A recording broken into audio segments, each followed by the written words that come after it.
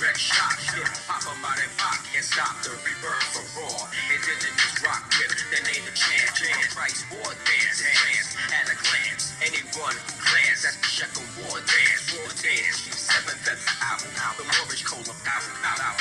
Behold these 14th Amendment rappers throwing the towel. Square compass and travel. These masons taking oaths, disrespecting ancestors, selling their souls to ghosts. I raise my glass, make a toast to Aboriginal folks, traveling through the cosmos. That's both me and that's on top. My wounded knee bandaged up, Black Hawk, what's up? Geronimo skull. We taking it back from the tomb of the bones when we coming in the rooms and it's room like all back. I talk shit and got Chickasaw, Choctaw, Washington, Blackfoot. I'm an 97 of his bogey, you know me, the whole he's OG. Coming to restore the crown of the room. I talk shit and got Chickasaw, Choctaw, Washington, Blackfoot. I'm an 97 of his bogey, you know me, the whole he's OG. Coming to restore the crown of the OG. Nothing happens like the sunshine. Here's an empress. I'm about to begin giving love to all the ancestors that's tuning in. Give answer to the kids with some offering.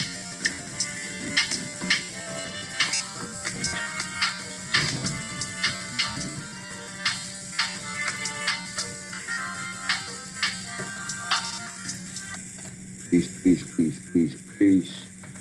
You know, rocking with your brother A1, aka Extortionist 1, or aka Anu G. And I got some guests today. I'm not going to be doing a lot of talking. People with me, Lisa Accomack. Actually, we did an interview probably about a year ago. So you guys can definitely go back and check out the video that me and the sister did about a year ago. And we also brother a new Thunder.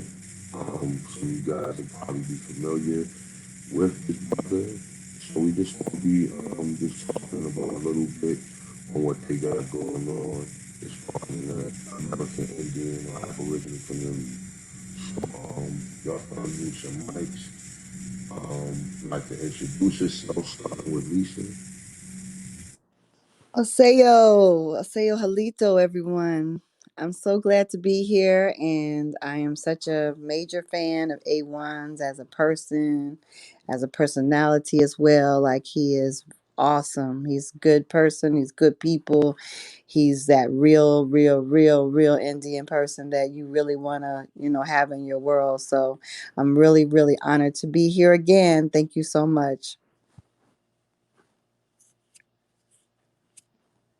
It is the month, not quite a month after, a few weeks after we have had our second Indigenous American Indian Summit in Virginia. Virginia is really where everything kind of sets off with the 1608, 1607, John Smith, all that, marching on our property.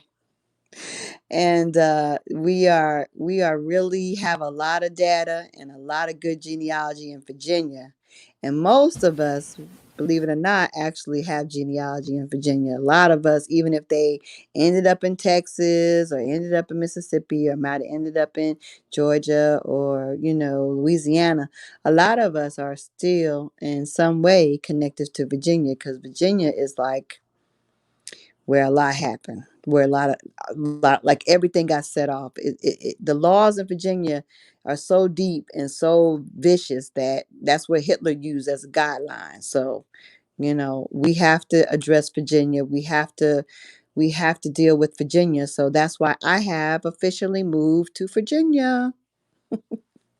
As of 2 weeks, I'm in Virginia. We're gonna get this done. Um, Anu, go.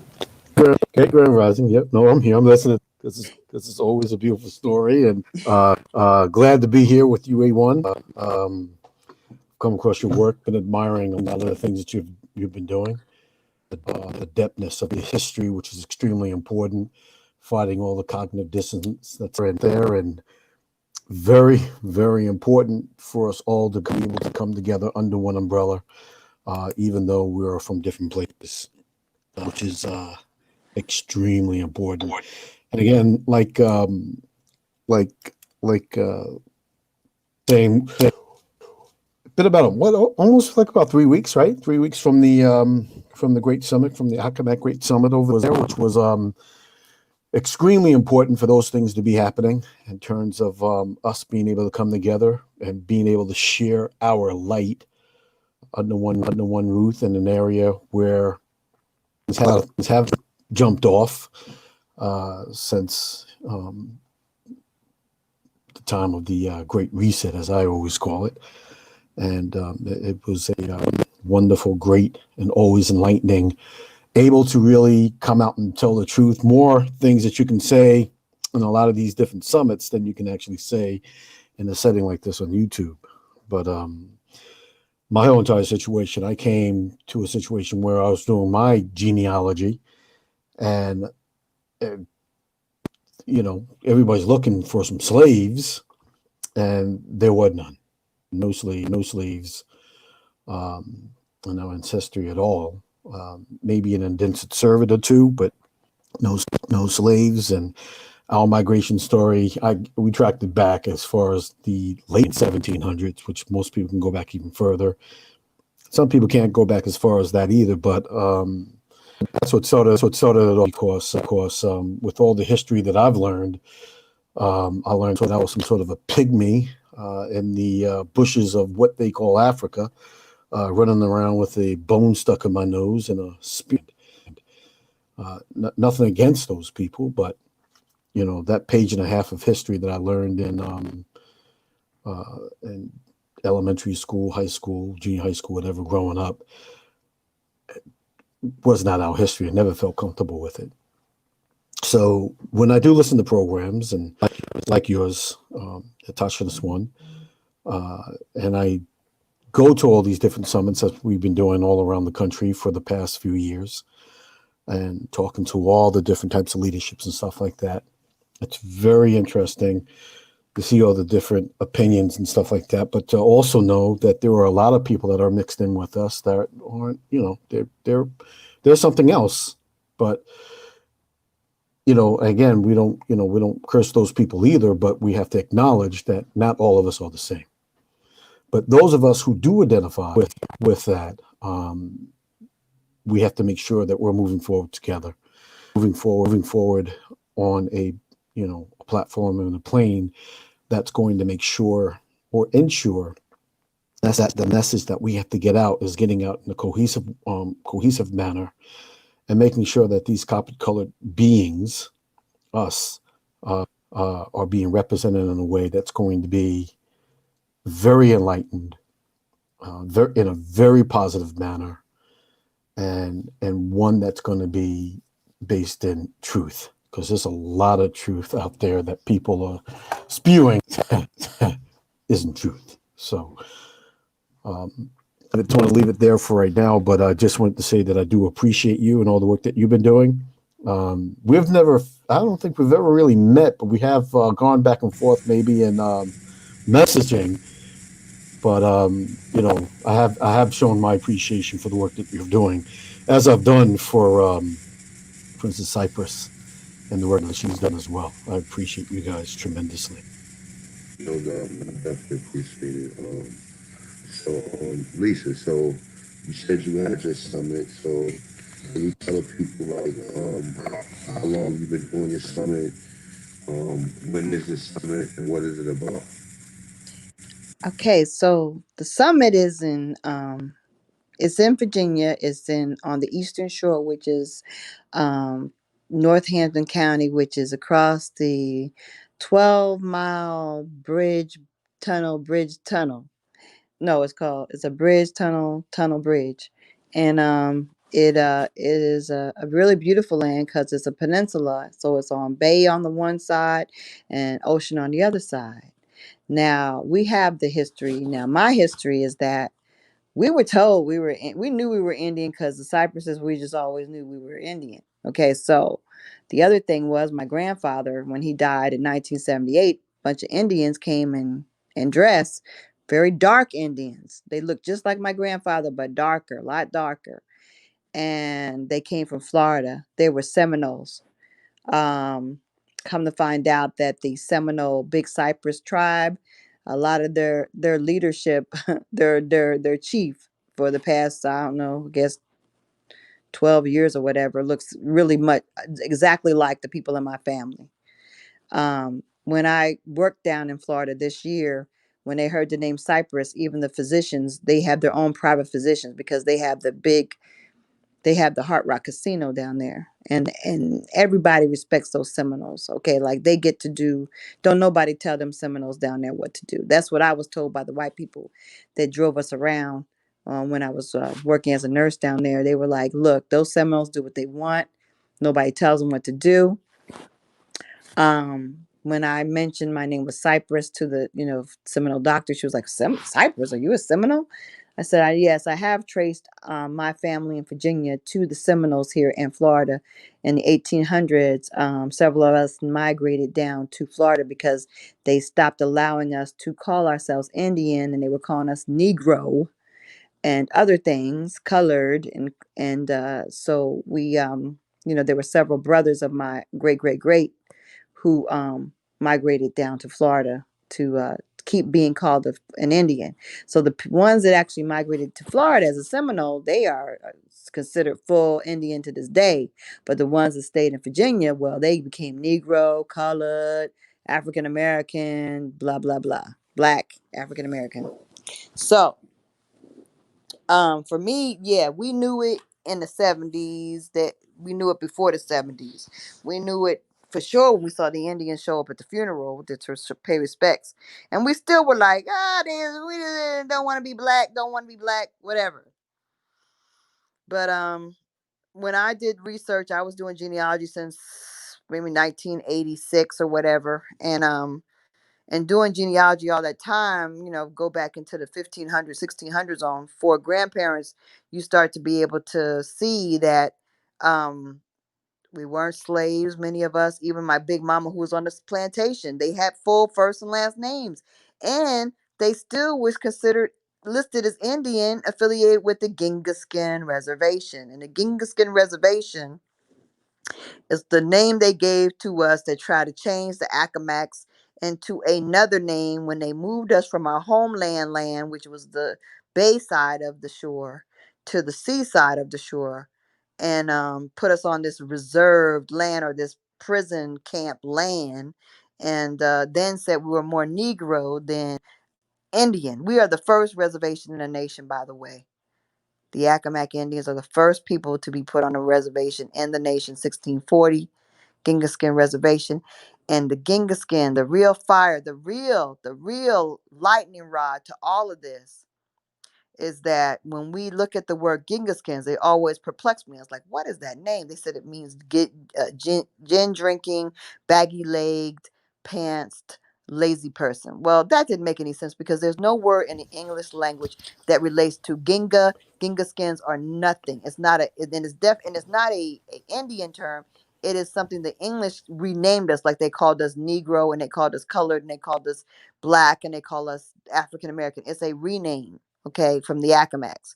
So why did they pick Gingaskins?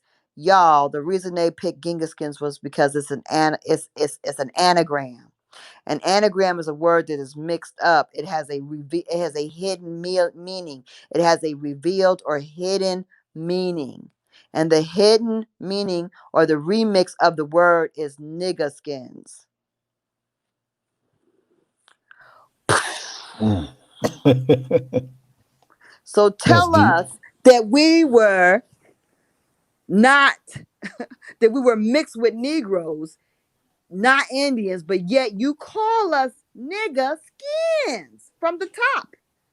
So all the lies are blown up just in a name that they tried to be slick and give us. So yes, the Accomack Indians kind of stand in the front of everybody with all the proof and all the documentation and history because we got the name Gigaskins, Niggaskins. We got the location. We have the documentation. We have the oldest continuous records in the nation in our county. We have our patents of the daggone reservation that they put us on. They gave us a land patent for 1,500 acres or more, because we need to research that. That's what they put in the daggone books now, but it's probably way more. So yeah, that's why we need to have a summit in the Eastern Shore. And we're going to do it every year on Indigenous Peoples Weekend. And I recommend that people come together every Indigenous weekend and have a family reunion. And I actually recommend that you have it on the Eastern Shore with us, because then you can bring your family and have speakers and other people. And I have all kinds of big displays of information. I have old books. I have, shackles and all kinds of different stuff for you to look at, for them to understand this in 3D. And it will be an educational experience for all. We had a bow hunter that is a bad woman. Okay. She's she came from North Carolina, and she was demonstrating in the rain how to hit the bows, how to use the bow and arrow and hit the targets. And people were standing out like the rain wasn't even there, just like cooling it, just getting in their practice, getting in their experience. And it inspired people. It inspired people to want to do this.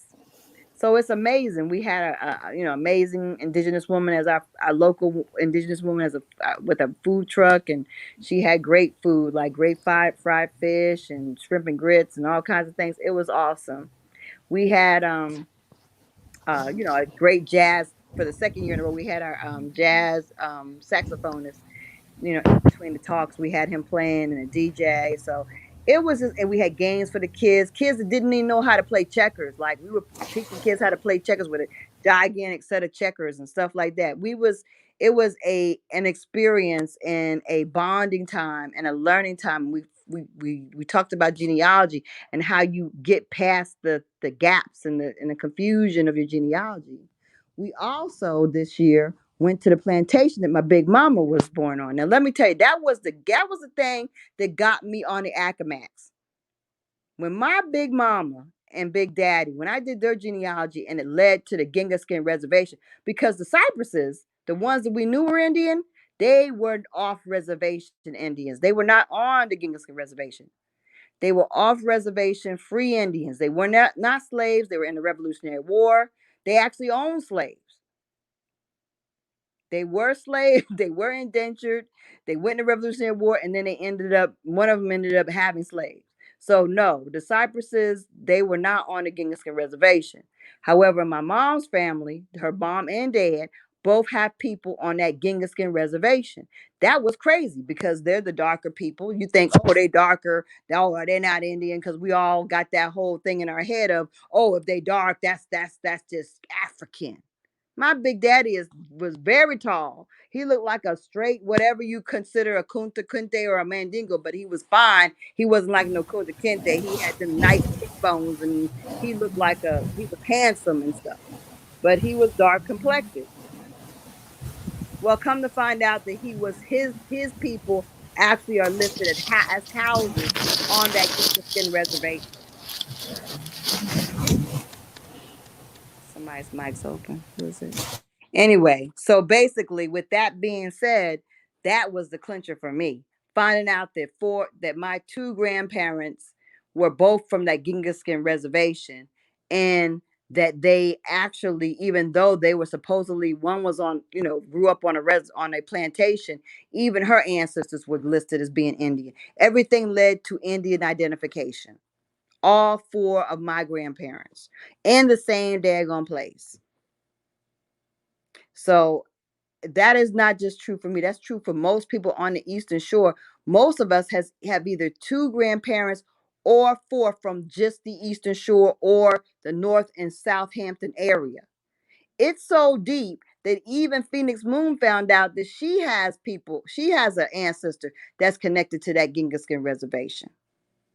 Because in my research, I also produced a big old tree where I put down the common surnames that are associated with Genghis-Skins and non-Genghis-Skins, off-reservation and off-reservation Indians from our Eastern Shore area.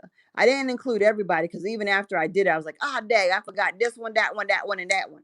However, I did include a whole lot of them. It was a last minute idea. Like I was like, shoot, I should do a tree where I put all the names on it. And I put the on reservation names and I put the off reservation names. And I had it blown up really, really, really big.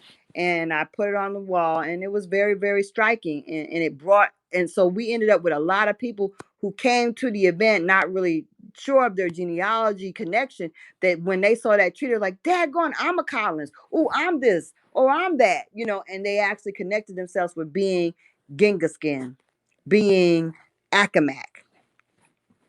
So that's what's up. So in addition to that, we went on a plantation, went on a tour of the plantation where my big mama grew up at. We met the owners, the family of the owners, who are the descendants of the people who actually took over our homeland. Now that plantation is the actual homeland of our king. The king's main village was on that location exactly. It is documented in books, the book Ye Accomacs. Ye Kingdom of the Accomacs, it is documented. They just did that takeover. We walked all around the grounds. We went back toward the water because the entire plantation is surrounded by water. It's gorgeous. So after that, we went also to the burial grounds behind the one of the oldest churches in the area, and saw like all the old tombstones, including my great grandfather, who was born in 1845, and many, many others that were born in the 1800s. So we didn't even get to do everything that I had wanted us to show everybody and do for everybody. But it was like 3 days of like just a lot of information, a lot of fun. We sang, we did karaoke, we line danced, we did a whole lot of stuff. And we had some great inspiring information, and it's great. So I encourage everybody to next year, Indigenous Weekend in October, make it to the Eastern Shore. We all need to, because we need that connection. We need to make that connection with each other. We need to make that connection with our past. And I can show you how to do it. We can share with each other how to make those kind of the gaps in our information come together, because we got to build together. And when you do it in person, the power that you get from that is like nothing else.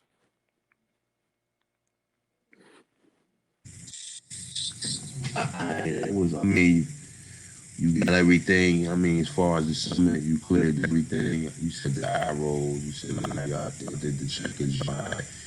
Okay, alright, that was good. I mean, definitely.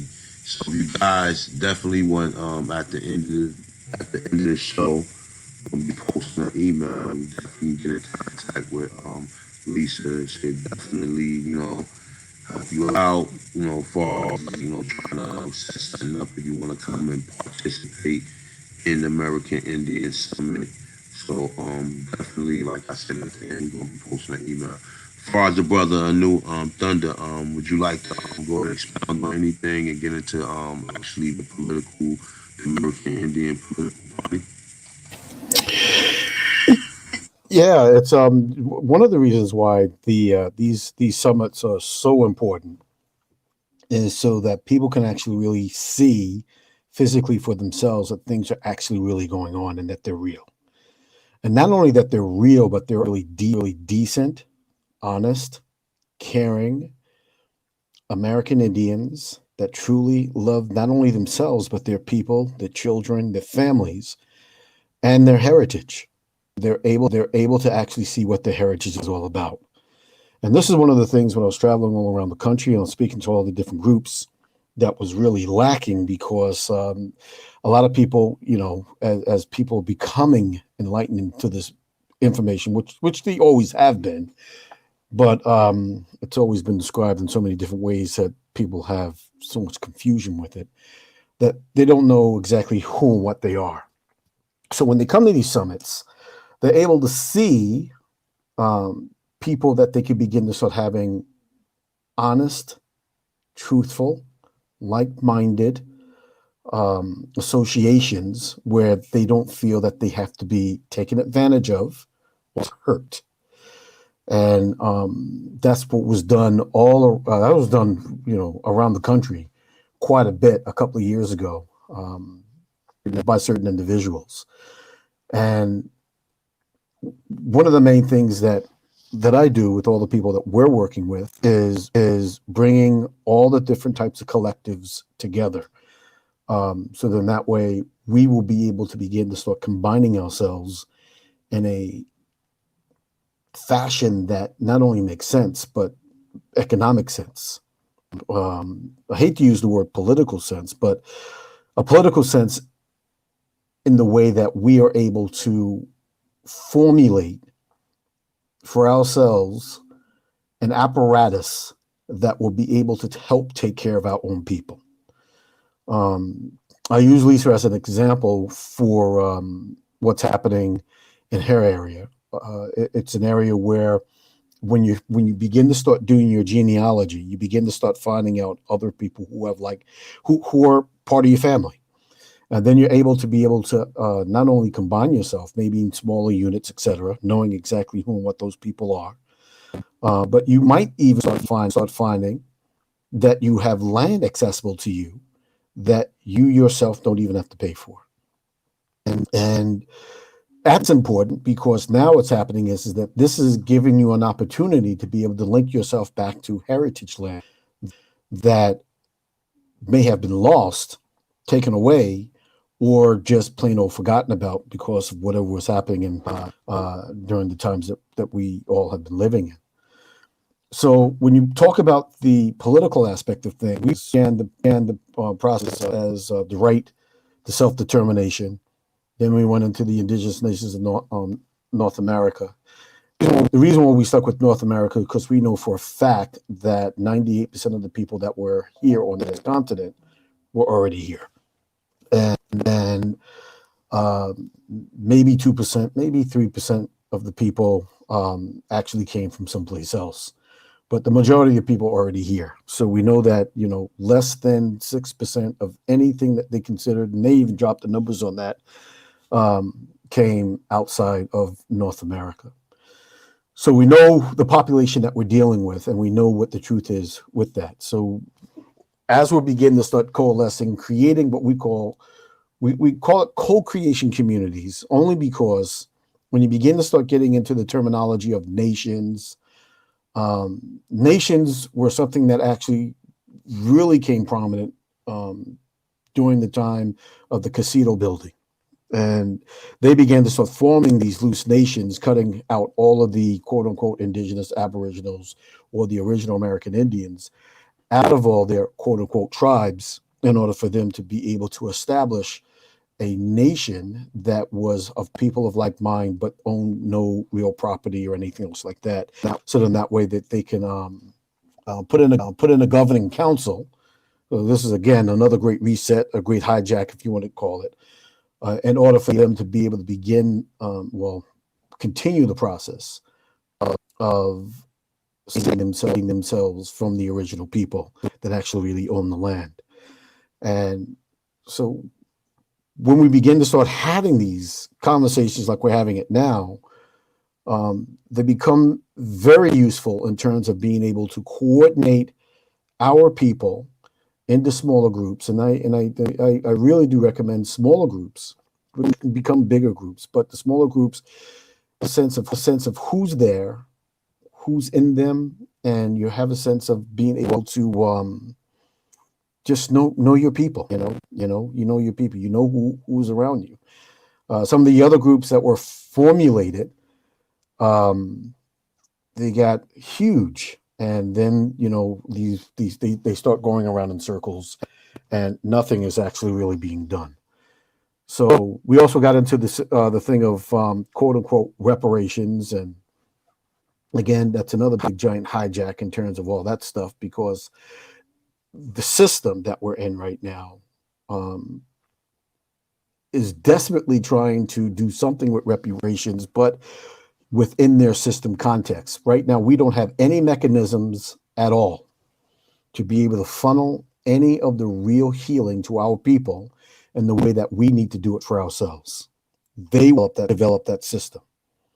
It is my opinion that we need to develop our system on our own and make sure that we keep intact what we need to keep intact of protecting our people on our own land and developing our own concepts. That's the whole entire thing.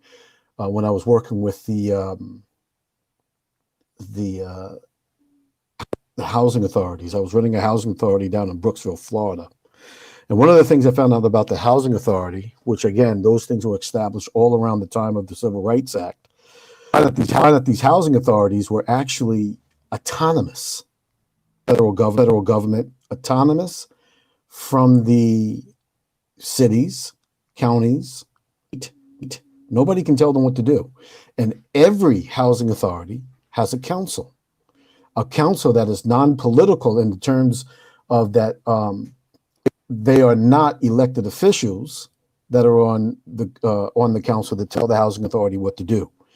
Some of these councils are appointed by the city councils, which I don't believe is right, because I believe that the intent for that was for us to actually live in these um, Indian housing authorities, be autonomous, because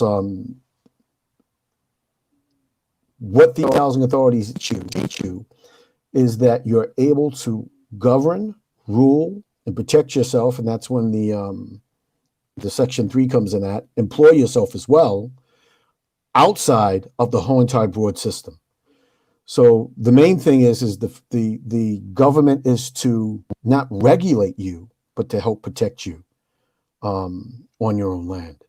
And that's the reason why a lot of these, what you're doing, Lisa's doing, what a lot of the other people are doing, Phoenix is No Grandma Killers, learning your identity, and doing your genealogy, brings it to a point as to where we're able to have a cohesive reason and meet as like minds with a direction to be able to move forward and outside of the system, and to become truly economically, politically, and soulfully independent as people, as beings of people. Yes. I know a lot of people are not down with politics. A lot of American Indians are like, nah, we don't vote. Indians shouldn't be voting.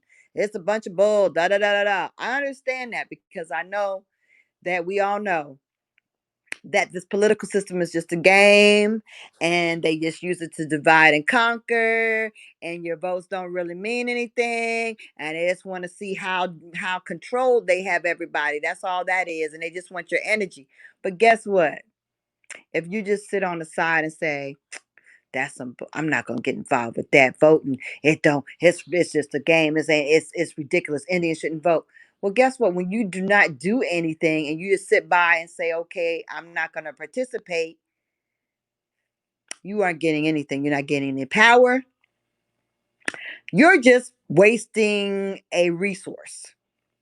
Because once you say, you know what, I'm gonna formulate a political party, then you tell those other folk that, look, deal me into this game you're playing, because I'm gonna play the game as an equal player or a superior player.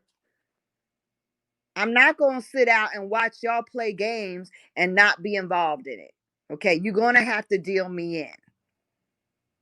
And that is a power move. And that's what we want to do. We want to be in a position of making a power move.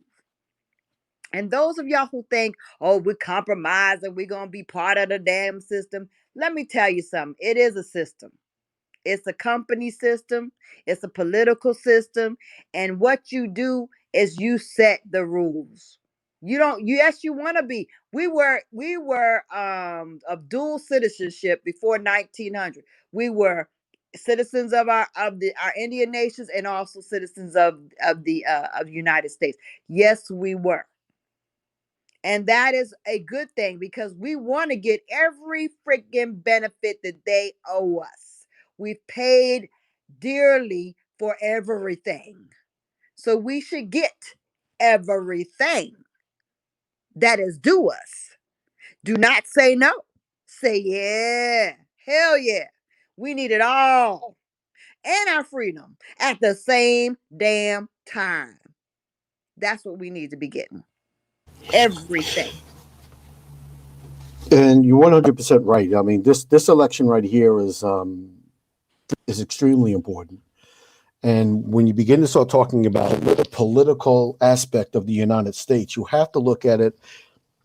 I look at it, and I teach people to look at it as a foreign entity.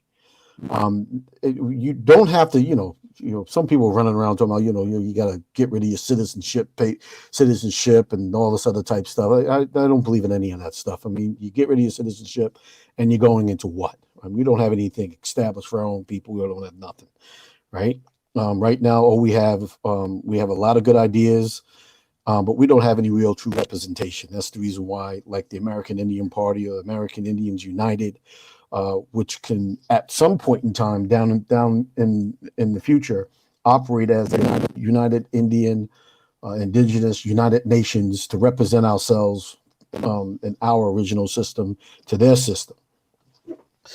But when you're looking at the political apparatus as it states right now, you have to look at it as a foreign entity, because the thing that they're doing it on your land as you are on occupied soil. So they're doing it on your land, you're on occupied soil, and the only way that you're going to be able to get yourself out of the mess is you have to use the strengths of the system to be able to propel it to do what it was intended to do in order for you to get out. That point almost happened before with that 40 acres. 40 acres, the Mew came later. What happened was when General Sherman went down there to the Virginia colonies, in North Carolina, that whole entire area, what he did was negotiate with the leadership down there, the American Indian leadership down there, about what they actually wanted. And as a collective, what they told them was that we wanted our land back. And we wanted to be autonomous and away from the United States, but we need some time in order for us to be able to get into a position where we'll be able to be self-sufficient for ourselves. That meeting established a system where they would get approximately 40 acres apiece, people returning back to their lands, and that process started to take place. He actually gave over, I think, 400 something thousand acres, not more, but from somewhere in North Carolina all the way down into Florida. Florida's a whole nother ball game. But that process was taking place. And when you take a look at that, what it told you was that the military was to help protect, not oversee, but help protect. And the United States government was supposed to assist in every way possible to make sure that they were able to have their own political system. You take a look at the Civil Rights Bill, the Civil Rights Act. It kind of says the same thing, but they're supposed to have the right to their own political system, education system, economic system, and the right to a right to their own land, to own their own land, as individuals or as a collective, however they saw fit to be able to do that. And that process started taking place until the assassination, and then they gave him back to the people in the South, of course.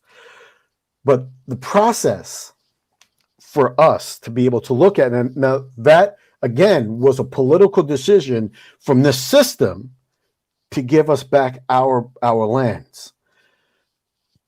In everybody's particular area, you need to be able to begin to start voting in the system, people or individuals that are going to support the ideas of whatever co-creation community, tribal community, councils that you have in that area to be able to make you independent. Because with this political party, and again, my opinion is when you have to take a look at it constructively, this political process that's happening now, there's one person in this political party, in this political process, that is guaranteeing that they're going to be facilitating a policy that's going to make illegal aliens legalized citizens of the United States. And that means that there could be anywhere from 10 to 30 to 60 million additional people who have absolutely no right to be in this country. Citizens, and they're going to have some place to go. And what does that mean for you, your area, and your family? Means is that there's going to be a lot more pressure on you to be able to find individual jobs, to be able to get your property, because now what's happening is that they're going to be taking care of others other than you, because what their original intentions were for these people were to replace you anyway. So we have to have very constructive, very coherent, understanding thinking about the direction that we're going as a being of people. Again, individually, we need to really check our souls and make sure we know exactly who we are, find out our identity. And those who can't find out their identity, they can go as far as to know that they don't come from Africa or that place called Africa. And then be able to use our system that we're setting up to be able to help them find a place. But the political aspect of things that people say that they don't want to get involved in, I'm not saying you have to be able to use this system while it's still active, because there's a great reset on the horizon. It's not going to last forever. I had predicted that this great reset was probably going to be almost complete last October when they were supposed to put in the World ID system. That was changed. And that was changed largely due to this thing called COVID. So have to make sure, because we can have all the summits that we want. We can do all the planning that we want. We can do a lot of different types of things. But if we are not in agreement collectively that we have to, at some point in time, we're making our way out of the system, we will never be able to accomplish. And I do say that word, never be able to accomplish that we want to. And case in point, you take a look, and I have to argue with some of my family members all the time about this, about, being this African American, being this black person that they created right after the Civil Rights Movement, right after the Civil Rights Acts were voted in, and became Black and I'm Proud and all that other type stuff with the dashikis. I have to remind them of what happened to Black Wall Street, Tulsa, Oklahoma. And again, they hijack the history because they only tell you, when you look at it, and a lot of the reports, they only tell you 200 people died. There were over 3,500 people that got killed over there in Tulsa, Oklahoma. And then everybody knows about all the businesses and everything they had over there, which is $600,000, like $30 billion at the time. Airports and all that other type stuff. But that wasn't the only one. Those in mirror communities, and all when I say mirror communities were black communities that sprouted up basically after slavery, in order for them to be able to have a place for them to go. They were black communities. Those black communities, quote unquote black communities, were doing far more better than every other white community in the United States. They were doing far more better, and they destroyed them all. They destroyed them all. Why? Because in this system, they are allowed to do whatever they want to do to make sure that you don't reach the heights that you're supposed to. So anything that we do, all the great information that we have, that is the jumping off point in order for us to be able to create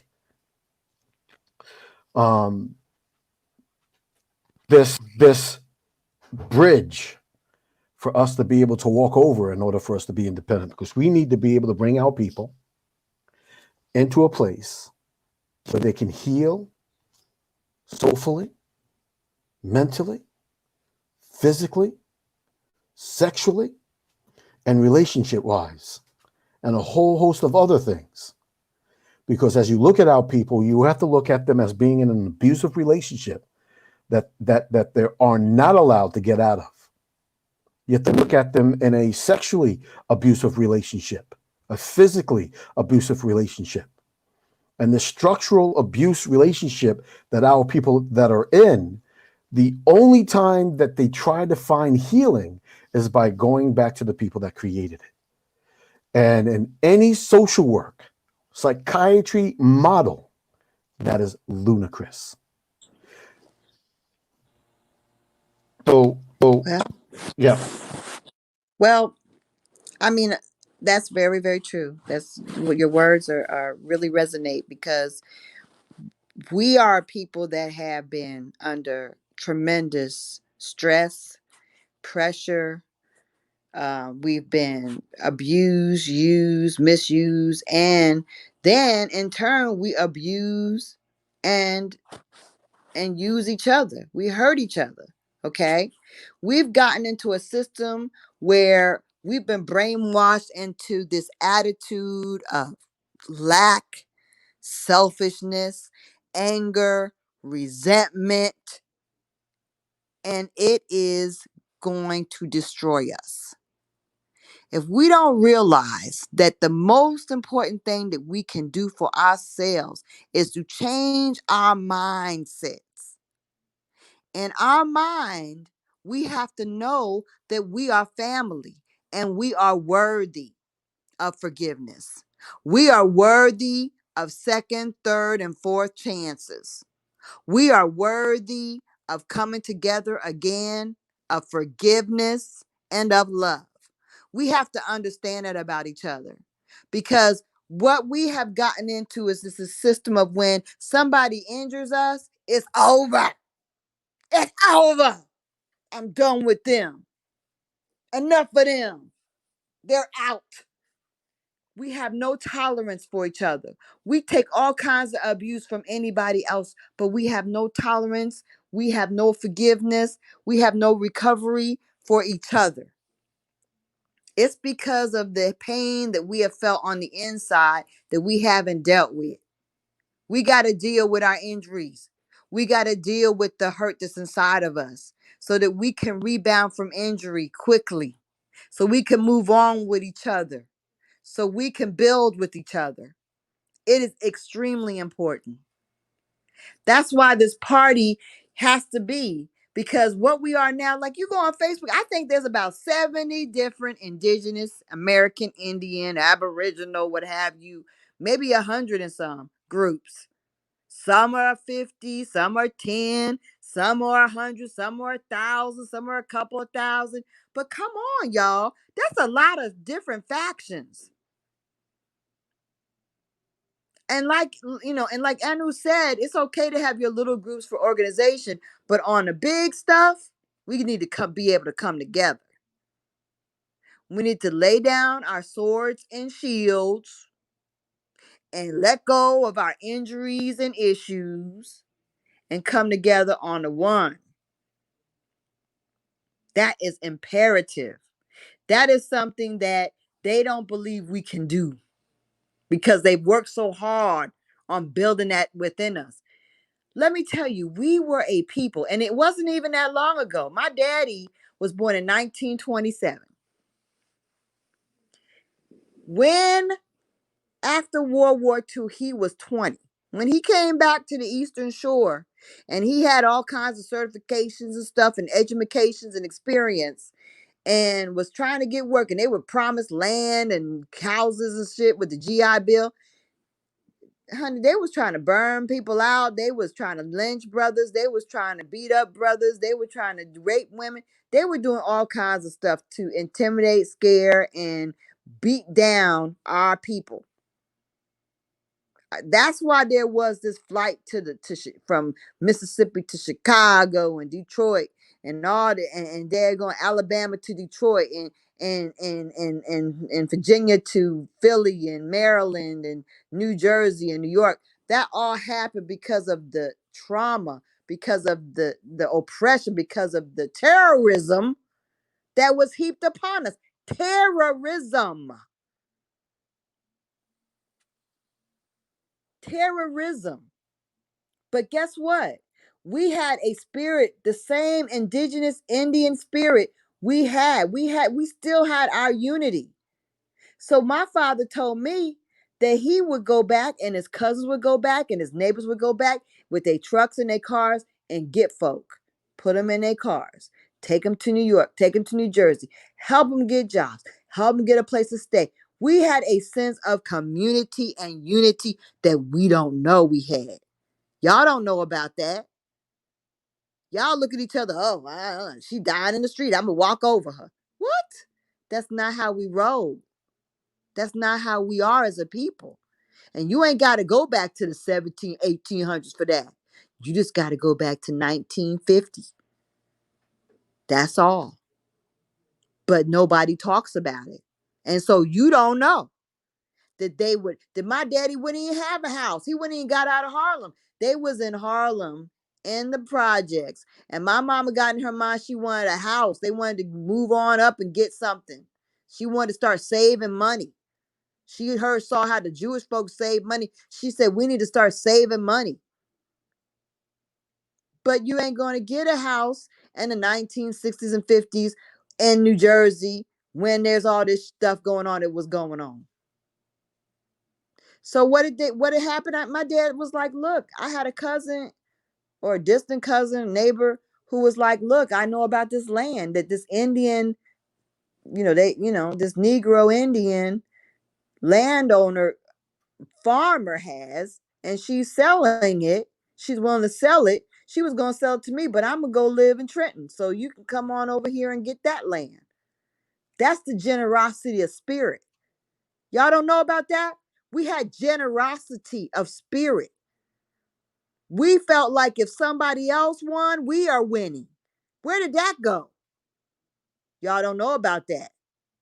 That's what we need to get back. That's what we need to get back. That's what the summit is about. You need to learn about getting that spirit of abundance. That if you give your last, it ain't going to be your last. If you had come to the summit, you would have heard about our people talking about their great grandmothers and their great grandmothers talking about, ooh, people would come to the door hungry, asking for food, and they would be like, everybody take 2 spoonfuls out of your bowl and put it in theirs. Not worrying about your last because you got a spirit of abundance. You ain't worrying where the next is coming from because you know it's going to come because you know. That's what we are. Understand who you are. We are bad. We are an invincible, powerful people of abundance.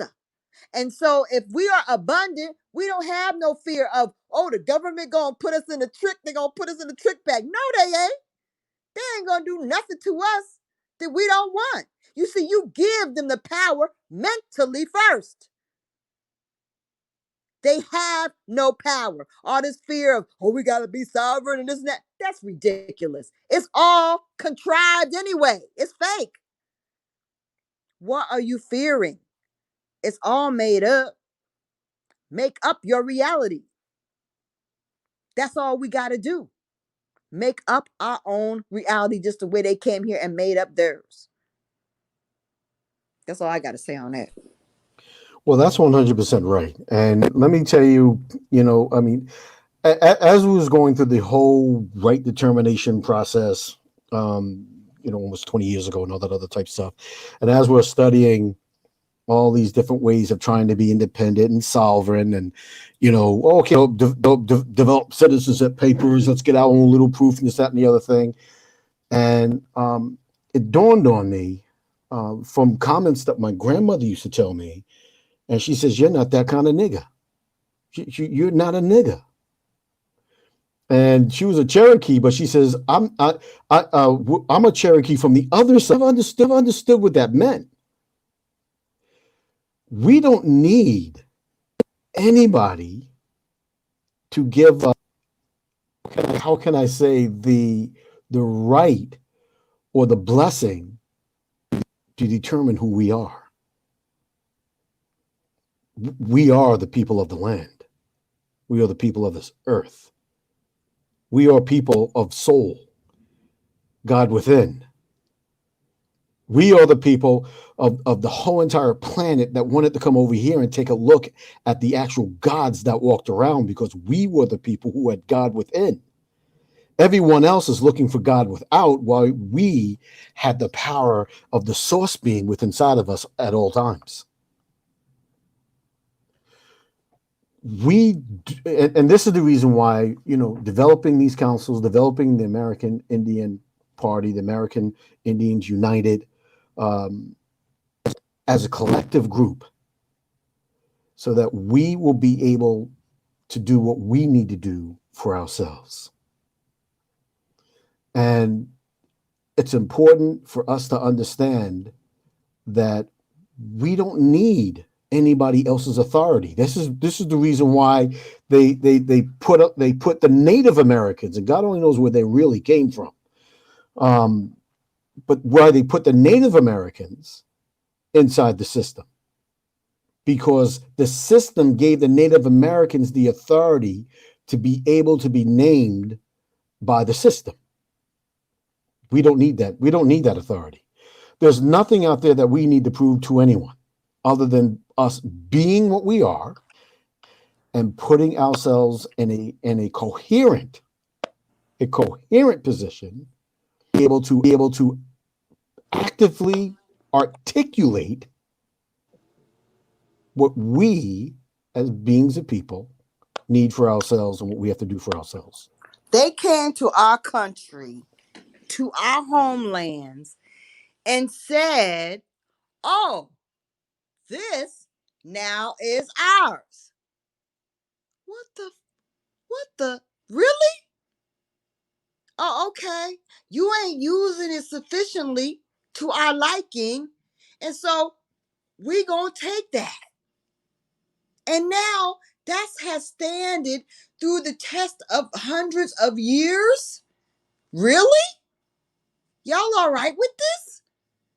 And y'all don't think you have the right to stand up and say, now we taking ours back because you lied about everything and you're on our land.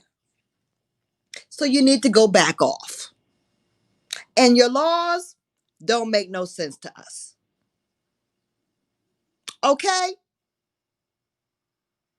Be gone. Be And gone, you that, frauds. Let me tell you something. As we come together and speak truth to light publicly united, the power that has in the universe, y'all just don't understand. Y'all need to stop getting confused and fighting over stupid shit. Because as we get our stuff together and speak truth to power publicly and expose their lies, watch them scatter. Watch it. It ain't gonna take no, you ain't got to lift a finger. Watch them scatter. Because that's what cockroaches do in the light. That's what vampires do in the light. All those things, they disappear in the light. Shine a light on them. But you can't do it when you fighting with your brothers and sisters and you bickering over bullshit. You can't get nothing together that way. We got to get ourselves together, stand on higher ground, put away our bullshit differences, and put some light on the real situation so we can get our stuff. Everybody knows that we are to be Indian non-tax. Everybody needs to be that pronto. Everybody knows that we should be getting land, not paying for it. We need to start that pronto. We can't get it pronto if we all scattered to and fro. The American Indian Party is a way we can come together. And that just makes sense. That's all there's to it. We got to do things that make sense so we can do things to build together. Together, individually, in small groups, but as a build, as a power, we need to be together. You ain't got to be all underneath me or underneath nobody else. But as a a party, we need to be united. You can still do your own thing wherever you at, but as a party, we need to be united. So, as far as the party is concerned, I heard, definitely heard everything. So, as far as the end game is for what resources and basically to be able to pick, or if you have a so-called. I mean, I would assume that the party will also have a candidate, or somebody that we're putting into the you know what I'm saying, like that we're voting upon or something like that that is making it into presidency as well, right? Right, and we already have people that are in the in the realm. We got a sister in Georgia who's running for office who knows she's an indigenous. She knows she's an American Indian. So I mean, we know there are people out there, and there may be people writing this check who are our prospective candidates in the future. Okay, so I mean, we need to. Hey, we got to start with the party and the candidates. They're out there. They're out there. Okay. And we just got to stand behind them united and get this stuff going and have So the goal of moving all of our people forward and getting the resources that we need as a united front. and I just want to put out there as well that remember that the American Indian political party, American Indians United, it's all of these things are there to be able to represent what we deemed to be necessary for us to be able to move forward, as Lisa was saying, in our own right. We have to engage in their system. And as we're engaging in their system, we have to make sure that we do have representation to be able to try to get things in the way a lot easier in the way of us being able to procure or resecure. So forget about procurement, resecure our land, and to put our processes back into place or into place. So when you talk about the end game is for us to be um, um, in a position to be able to take care of ourselves independently, not having to pay taxes. There's not one American Indian, whether you call yourself Aboriginal, Indigenous, if you're from the land of North America, of the Americas, nobody here of that character, of that being, should have to pay taxes, period. Taxes. On their job or for their houses, That's right. period. They That's shouldn't have to right. pay. That's All right. I right. mean, that's so when you talk about the end game, you're talking about putting in putting in things for us to be able to get ourselves economically sufficient enough to be able to survive on our own. Now, a lot of people misunderstood some of the things that I said when I said we have to be completely economically independent, which we do. We have to develop a system where we are able to own our own industries because right now we don't own any. We don't own. There are certain things that we're doing right now, which we talk about in our and offline whatever, but that to be able to get us to own our own industries. But when you talk about owning industries, you're also talking about owning the things that go along with that industry. You know, so it's And and important the for and, us. and the other Uh huh. thing sorry, let me just interject real quick. The other thing that we talked about big at the summit was that we have to sew into each other. That means that you have to trust one another. And maybe instead of getting that Coach purse or them Nikes, maybe you could throw some money to the little brother down the street so he could make some face masks or some daggone t-shirts or something. Okay? Maybe you could take that money and invest in somebody else's little dream of starting a little business, instead of buying some frivolous stuff that you just want, you saw on daggone Amazon or something. And maybe we need to stop trying to Jew people down when they give us a price and you want to get the bargain of the week because you see that that person is an indigenous person. You think you don't need to pay as much as when you deal with somebody else. We need to have respect for the work that we do for each other. We need to have respect for the cost of what we do for each other. We need to give people more, tip us each other higher, throw money to each other like that. Like, yeah, you did good. Let me give you another 40 for that. Let me give you another 50 for that. Thank you, brother. Thank you, sister. Need to have that kind of energy where we want to give more money on to each other. How about that? Start thinking like that. Can you do that? And that's what the whole entire purpose is all about. It's about making sure that we are coalescing together as a unit. The political unit is to be able to help buffer those people who are out there trying to survive, and they're taking care of some of the other things that need to be done to be able to bring more resources into the community itself. So that's definitely like the day as far as like anyone that is like looking forward to vote. 'Cause I hear a lot of people talking about they gonna vote, whether they're American Indian or not. But all right, so you talked about the end game. You talked about, did you go over the process what you were saying about the United Nations? When I was talking about the United Nations, one of the things with that is, and again, people need to look at this in a reality facet, right? The United Nations also really don't have. They operate for the system that we're in right now, which means that they're not really operating in our system.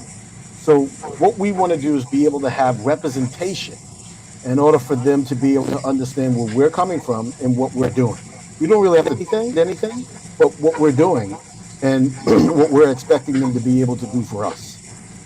So it's a process of being able to have, because not everybody can do all of this political stuff. Too many people out there, they're trying to develop businesses, they're trying to coordinate activities, take care of their families.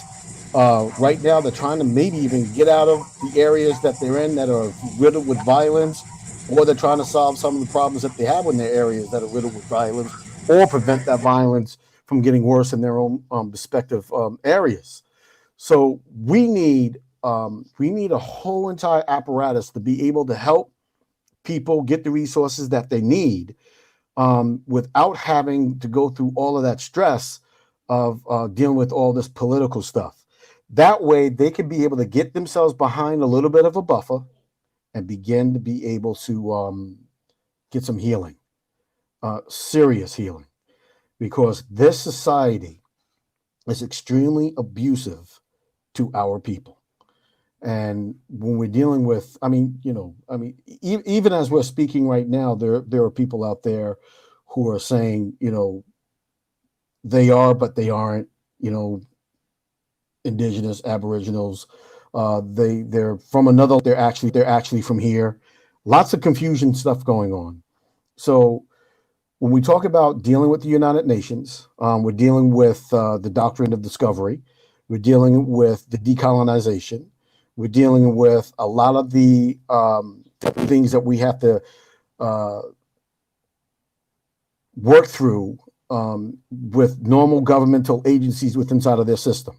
The whole political thing. And I know, there's groups all over the place writing letters here and there to the United Nations about, genocide and this, that, and the other thing. What we need to do now is come together, coalesce with one another, write a document that's going to represent us as a people.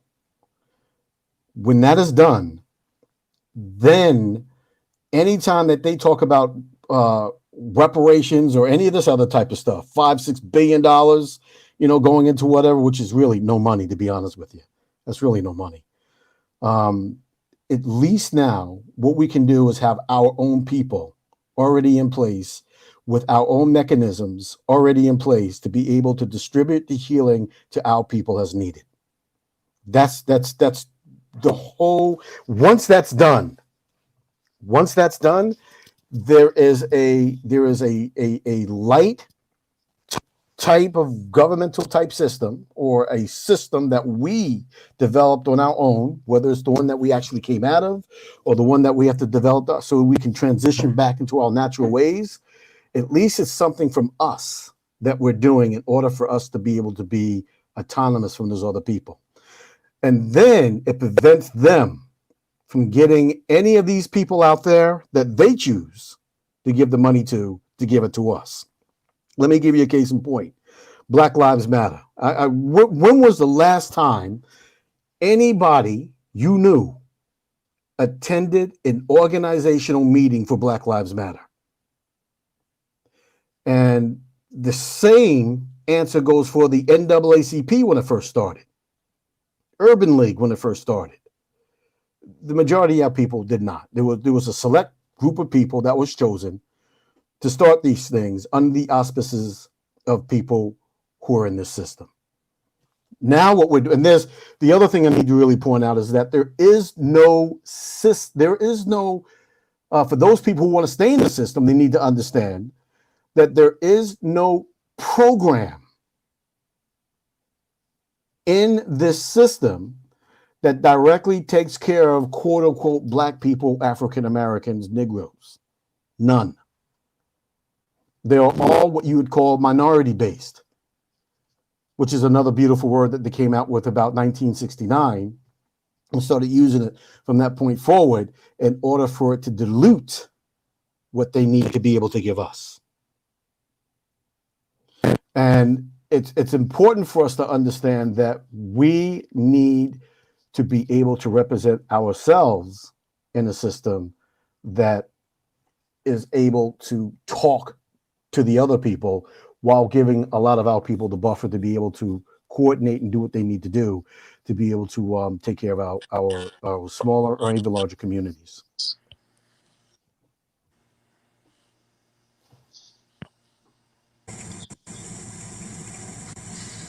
So for you to be part of this party, do you have to be um, any particular so-called tribe, or do you have to be recognized? Period. The answer for that on my part is no. No, I know. I mean, this is the reason why we're having people doing genealogy, because a lot of people don't know who they are. They Right. know that there's something not right in terms of who the society claims them to be, You but might not have your genealogy done. It doesn't. That's not necessary. You might not have your genealogy done. You might know what you know. You might know what your grandma said or somebody said, but you don't have your genealogy. That's not necessary. It's not. You don't have to belong to any kind of group. You ain't got to be on any kind of whatever. As long as you are, you recognize that you are an American Indian, a Negroid American Indian, then that's it. It's not for this is not about the Native American folks, it's about us. And we know that can't nobody recognize us. That's an insult anyway. Okay. Who has the right to recognize somebody? That's freaking crazy. Okay. That is insane. If you anything, we need to do a march on the BIA and daggone, tear that damn building down. That building don't need to be. Okay. That's ridiculous. That's insulting. But anyway, no, we don't have to be of any kind of particular, from any kind of area or have any kind of affiliation with any kind of tribe or nation or anything like that. That's not necessary. yeah, my philosophy is come, try to do some genealogy, do whatever paperwork is needed, and let's see if we can get ourselves tax free. I mean, and begin the process of getting something out of the system that we're supposed to have originally anyway. So, Right. By yeah, coming together and doing summits and things like that, that's how we're able to reach people and actually get this stuff done and really give you the tools that you really need, because you can't do that. Really, you can't do it online. You really can't.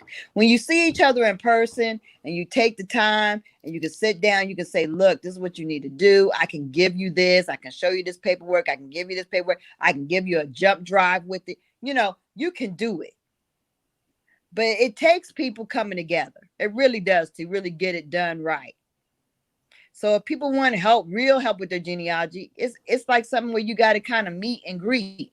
If you want real help with your daggone, with getting your paperwork together, that also is better done in a meet and greet. You can do it. We can do Zooms on it, which we are planning on doing Zooms and stuff on it. But like I said, it is definitely a better thing where we can kind of do it in person. But yeah, we can do some Zooms on it, and we do intend to do Zooms on helping people get their status together, because people need help on doing their genealogy, and people need help on doing their status. And and I'm telling you, I mean, Phoenix and Tasha, very great on doing genealogy, like extremely good. So I mean, any kind of Zooms you can attend where people are doing genealogy, giving you that history, helping you get your paperwork together, that would be great. And I'd love to be able to work with anybody who's willing to do that. Let's do it. And yeah, and the other thing is that we also are going to be linking people up with educational opportunities that a lot of the people have coming out. And let's say you really want to make a summit, but you can't get there, but you know that you're part of a group of people that know that they're indigenous, Aboriginal, or American Indian. What you can do from your little group, from the group that you're in, sponsor a couple of people to come down to the summit. Sponsor a couple of people to go down to one of the things that are being had, and then let them go there and represent the area that you're in, and then they can also represent at the summit, and they can include their ideas about the things that you're going through in your area. And this is the way that we're able to begin to start linking up services and getting information to people on how to do things and do a lot of the paperwork that needs to be done in order for them to be able to get some of the advantages that they need. Also, speaking from the Accomack, if you want to come to an Accomack summit, if you don't have the means, we would never say no. Don't come. There are so many people I told, just come. Don't worry about the fee, okay? Because at how much money have the Accomax lost on this? So many thousands of dollars, tens. Are you kidding me? No, it's not about money for the summit. It's so if you can't afford it, don't let that stop you. We are not going to turn you down. Come on. We're about putting people up, helping people out. If we can do it, we're gonna do it. If we can, and what we can do, we may not be able to put everybody up, but we definitely could say, yeah, come on to the summit. You ain't got to pay for that. So like, don't let. I want everybody to pay for the summit tickets if they can, but don't let not being able to stop you. Just holler at me, at least from the Academic. You could definitely put your contact in the chat room. Um, I always say this as far as genealogy. You can start to do your own genealogy as far as your relatives is concerned. You start asking people and start, tracking down your lineage while you have ancestors. So, that's something that you can definitely start on your own. When you sitting down with your family member and they showing you pictures and saying, "Oh, this is grandma such and such. Oh, this is her mother. This was your grandmother, your great great grandmother, mother." And start breaking it down. That's how you really start doing your genealogy. So, you can start doing yourself. If you wanna get somebody to help you, that's up to you. You know what I'm saying? But for the most part, these are things that now, if you know you're an American Indian, or know if you're Aboriginal, you can start to do that yourself. As far as like what you hear, because a lot of people is giving you a lot of game ahead of time that you can start now. Wasn't you in contact with certain individuals or not? So I definitely think that the party will be beneficial, especially to individuals who, like like I said, who participate in the whole voting or political process. Period. I myself, I don't, but that doesn't stop anyone else that do. Because I know plenty of people who we've been talking about that vote and want to partake in a political party. So we got our own political party. You have an option. And like I said, you can put your own candidate or appoint someone who you feel as though that is credible or that will be good to represent the party. So that's definitely wonderful. As far as the summit, like I said, if anybody would like to go to the summit next year, definitely reach out to the sister. If you want, you can put your email. You know how to put in the back chat. You see the chat on YouTube, Lisa.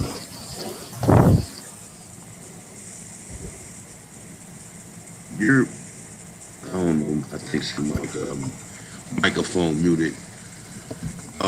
Would you like to leave your contact information on New Thunder for Yeah, I'll how try. Every time I start pressing on these buttons, it feels like it's going to get cut off. But I'm gonna press on the chat there. I got Lisa. I'll put in what's the info. But I mean, you have anything else you want to touch on is in regards to the American Indian political party? Other than that, everybody's a part of it. Everybody who is, I mean, whether you participate or not, the whatever's going on out there in the system is affecting you. I mean, all of these laws that they're putting in place, all the shootings that are happening, um, anytime that they're talking about um, immigration status, land rights, all of these things are affecting you in some way or another. The very job that you have, it's all political because everything is governed by the system. And so what we want to do is make sure that everyone knows, like you said, that they have a choice to be able to start putting their ideas in a different way, and then being able to start supporting one another in a different way in order for them to be able to develop an economic system that's going to be beneficial for them, for their families. So that way, when you go to work, you're going to work, and you're going to be going to work in an organization that actually owns the whole entire industry. One of the ones that we're now developing now is the solar industry. At one point, we'll have our own solar power plants, companies, those kinds of things. And when that happens, you know, because of the type of people that we are, you don't ever have to worry about being mistreated, abused, or placed in an uncompromising situation where you just don't feel right about what's going on, and going home stressed out, and then your family's all stressed out and things soulfully unhappy. So this is, it's important. Okay, It's I extremely wanted to say important. one thing about the public Indians, the Native Americans. That is not what the American Indian Party is not for. It's not for the government Indians. Okay, the government Indians or the public, whoever you want to call them. Let me tell you, if you really have done your friggin' genealogy, then you would know that you're probably related to some. So that's some bullshit. If you want to act like, oh, if public Indians are involved, that's some bullshit. Those are your fucking cousins. So I don't understand this whole thing of, oh, the public Indians. This is not, summon ain't no powwow. It's not for public Indians, it's not for government Indians. However, if you know the facts of who you are, you will know that you're related to them. So cut the nonsense, okay? Stop being petty. We ain't got time to be petty. We can't afford to be petty. So if you're petty, just get the hell on. But if you're really about your business and you're very highly intelligent and you're about doing the right thing for your people, you need to be with the American Indian political party. That's right.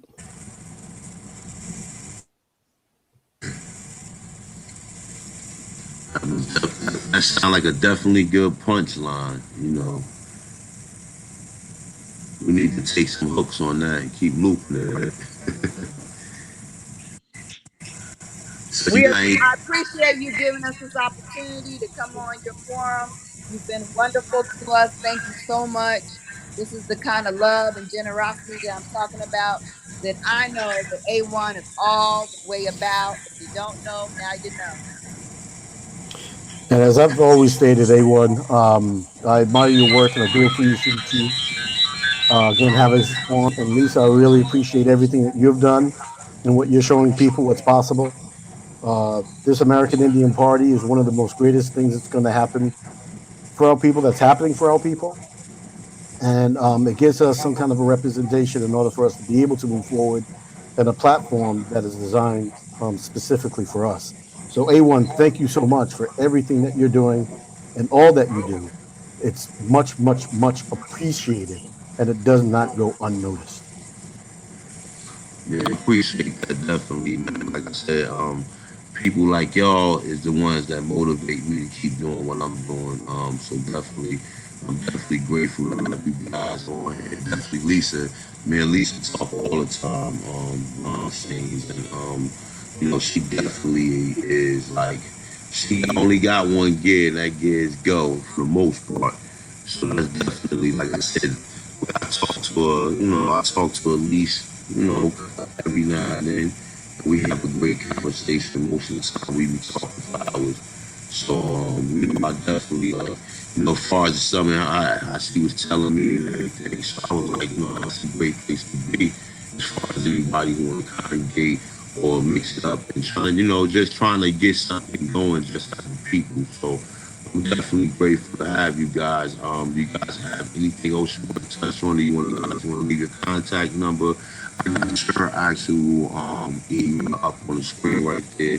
If you guys have any contact or you want to leave anything last to say, starting with Lisa and then the brother New Thunder can go.